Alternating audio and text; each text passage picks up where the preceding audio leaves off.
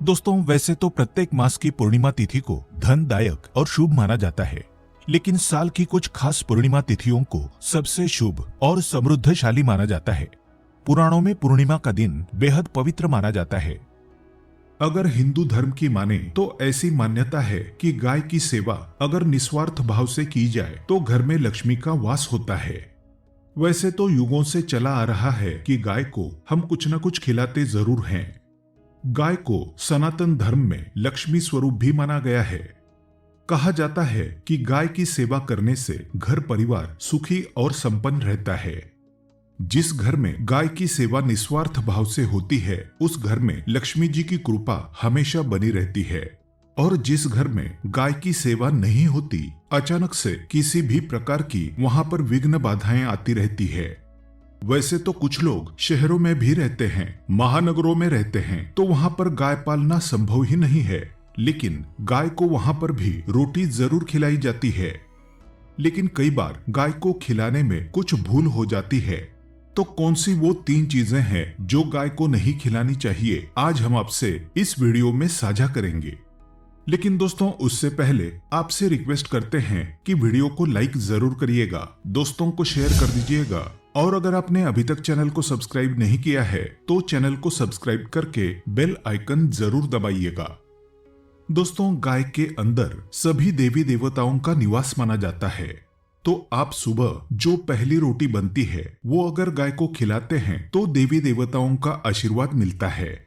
गाय को गुरु के साथ जोड़ा गया है, यानी गुरु ग्रह के साथ, बृहस्पति ग्रह के साथ। इसलिए गुरुवार के दिन गाय को रोटी पर एक चुटकी हल्दी डालकर खिलाएं तो सुख संपत्ति, धन, ऐश्वर्य बढ़ता है, दुष्ट ग्रह शांत हो जाते हैं। जो लोग मानसिक रूप से परेशान है वो गाय को रोटी पर थोड़ा सा गुड़ रखकर खिलाएं तो सकारात्मक ऊर्जा आती है, टेंशन खत्म होती है, स्वास्थ्य अच्छा रहता है। और अगर आपको लगता है कि आपके सभी ग्रह खराब है तो ऐसे में गाय को पहली रोटी रोज खिलाएं, सभी ग्रह धीरे धीरे शुभ हो जाएंगे। कभी कभी जीवन में लंबे समय से कोई शुभ मंगल कार्य नहीं हो रहे होते, तब ऐसे में आप गाय को रोटी खिलाएं। गाय के मस्तक को छूकर अपनी मन्नत कहें, प्रणाम करें, पैर छुएं तो आपकी मन्नत जरूर पूरी होगी। तो ये था गाय को आप क्या खिलाएं उसके बारे में। लेकिन गाय को क्या नहीं खिलाना चाहिए, अब हम वो जानते हैं।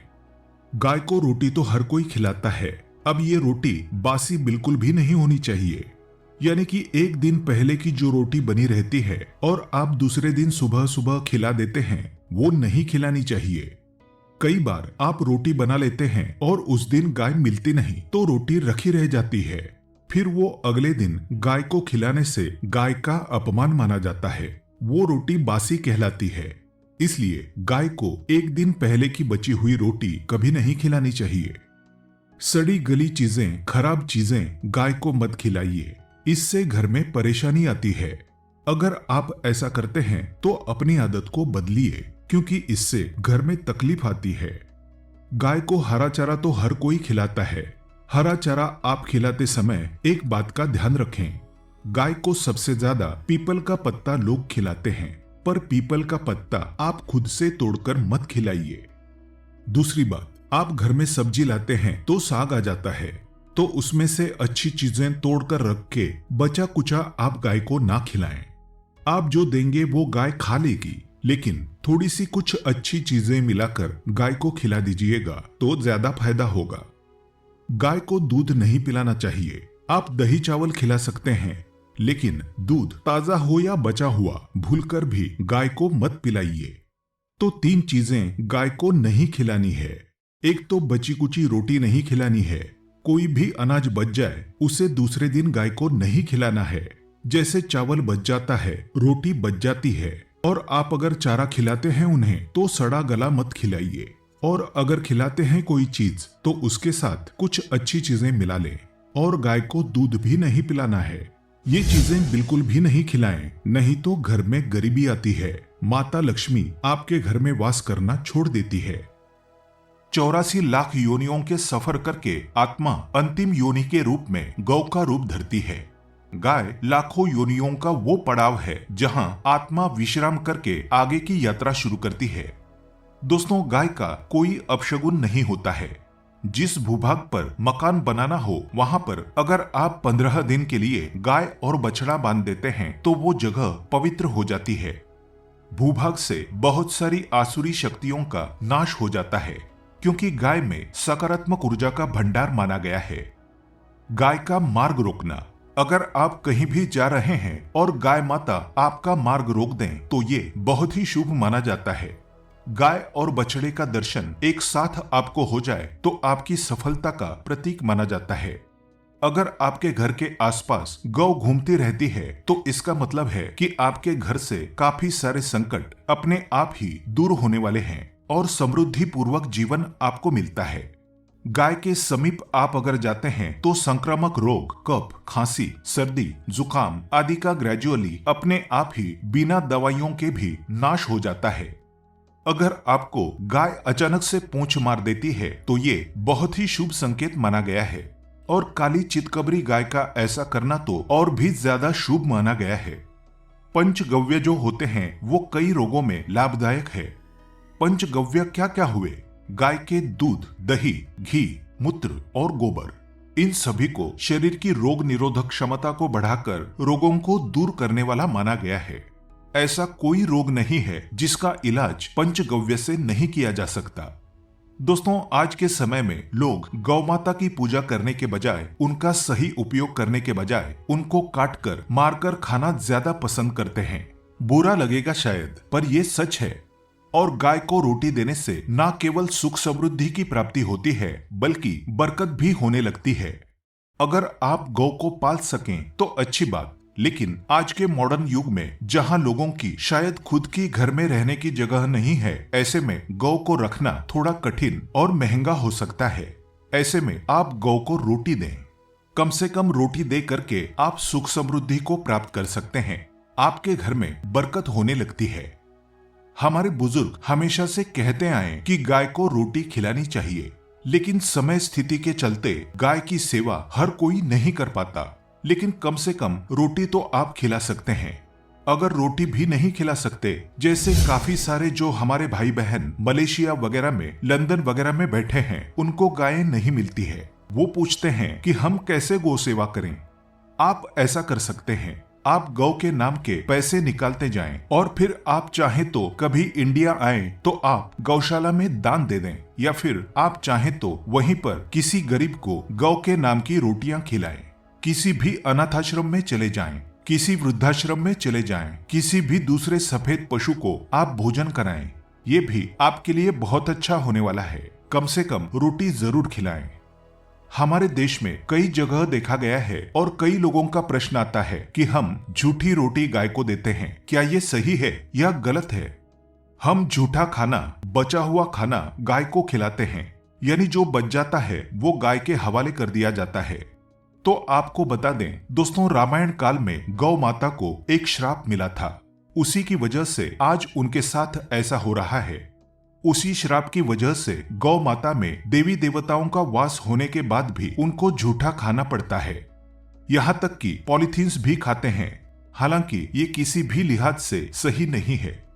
आपको बता दें, वाल्मीकि रामायण में सीता द्वारा पिंडदान देकर दशरथ की आत्मा को मोक्ष मिलने का संदर्भ आता है। जो लोग जानते होंगे वो जानते हैं कि वनवास के दौरान भगवान राम, लक्ष्मण और सीता पितृपक्ष के दौरान श्राद्ध करने के लिए गया धाम पहुंचे। वहां श्राद्ध कर्म करने के लिए जरूरी सामग्री जुटाने राम और लक्ष्मण तो चले गए और सामान लेकर नहीं आए। इधर दोपहर हो गई, पिंडदान का समय निकलता जा रहा था। सीता मां घबराने लगी। तभी दशरथ की आत्मा ने पिंडदान की मांग कर दी। अब गया जी के आगे फल्गु नदी पर अकेली सीता जी मुश्किल में पड़ गई। उन्होंने फल्गु नदी के साथ वट वृक्ष, केतकी के फूल और गाय को साक्षी मानकर बालू का पिंड बनाया और स्वर्गीय राजा दशरथ अपने ससुर के निमित्त पिंड दान कर दिया। थोड़ी देर में भगवान राम और लक्ष्मण जब लौटे तो उन्होंने कहा कि समय निकल जाने के कारण मैंने पिंड दान कर दिया। बिना सामग्री के पिंडदान कैसे हो सकता है? इसलिए राम जी ने सीता माँ से प्रमाण मांगा।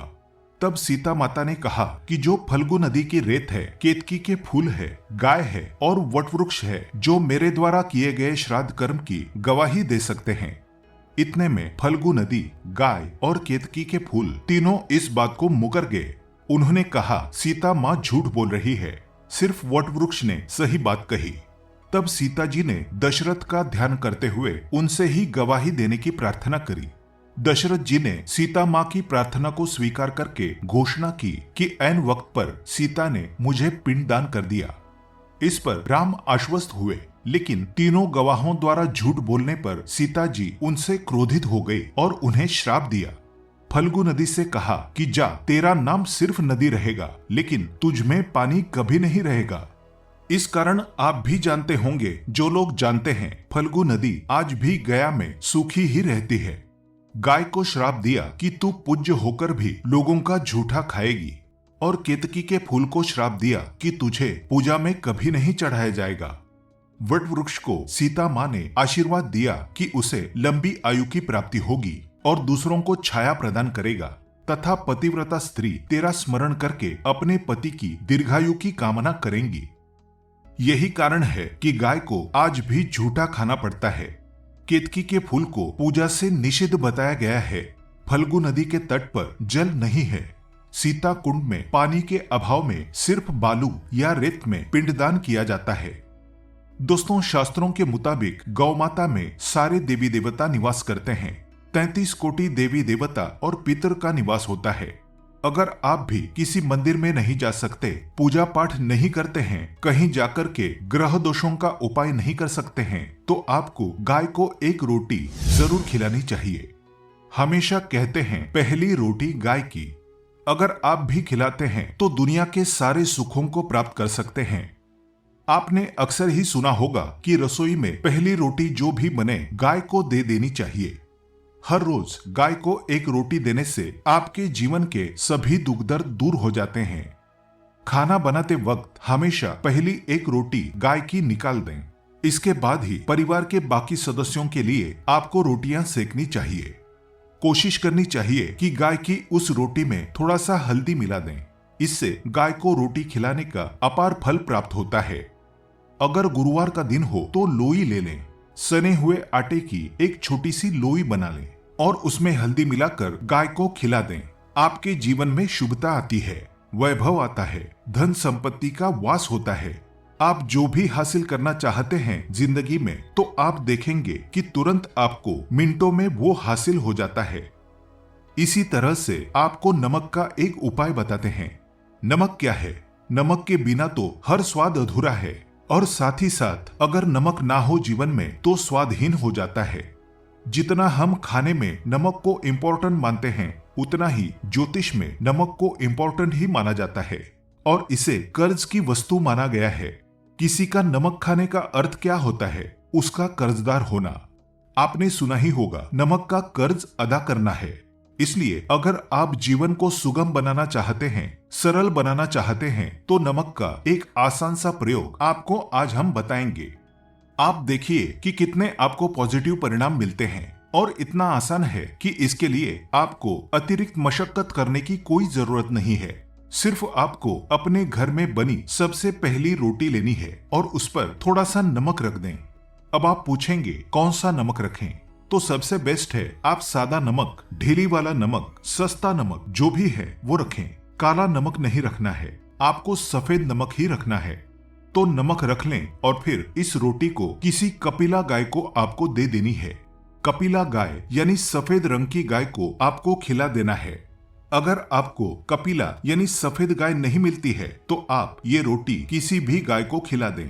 मगर यदि आपको कोई ऐसी गाय दिख जाए, सबसे पहले सफेद गाय को ही खिलाना प्रीफर करें। आपको बता दें दोस्तों, ये उपाय आपकी हर समस्या को जड़ से दूर कर देता है। चाहे आपके घर में कोई बड़ी कलह हो, कोई पारिवारिक वाद विवाद हो, इस उपाय को करके आपके घर में सुख का वास होने लगता है।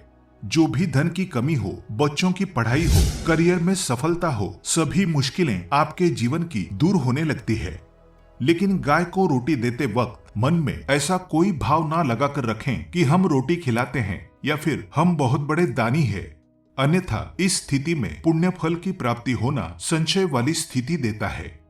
गाय को रोटी खिलाने से नियम से बरकत के अलावा आप देखेंगे धन संपत्ति में दिनों दिन बढ़ोतरी होने लगती है और आपके घर के ग्रह दोषों से आपको मुक्ति मिलती है। अगर आपके भी घर में धन की कमी है तो आपको ये उपाय जरूर करना चाहिए। किसी भी दिन करें। अगर सावन का पवित्र महीना है तो हर दिन शुभ है। आप जिस दिन चाहें उस दिन से कर सकते हैं और आप देखेंगे इस उपाय को करने से आपके घर से धन की कमी बिल्कुल झट से दूर हो जाती है। तो ये उपाय आप जरूर कर लीजिए। आज के लिए बस इतना ही। दोस्तों, अगर आपको ये वीडियो पसंद आया है तो वीडियो को लाइक करिएगा, दोस्तों को शेयर जरूर करिएगा और चैनल को सब्सक्राइब करके बेल आइकन जरूर दबाइएगा ताकि आने वाला नॉलेजेबल वीडियो आपको सबसे पहले मिले। दोस्तों, मिलते हैं अगले वीडियो में। तब तक के लिए goodbye and thanks for watching my video.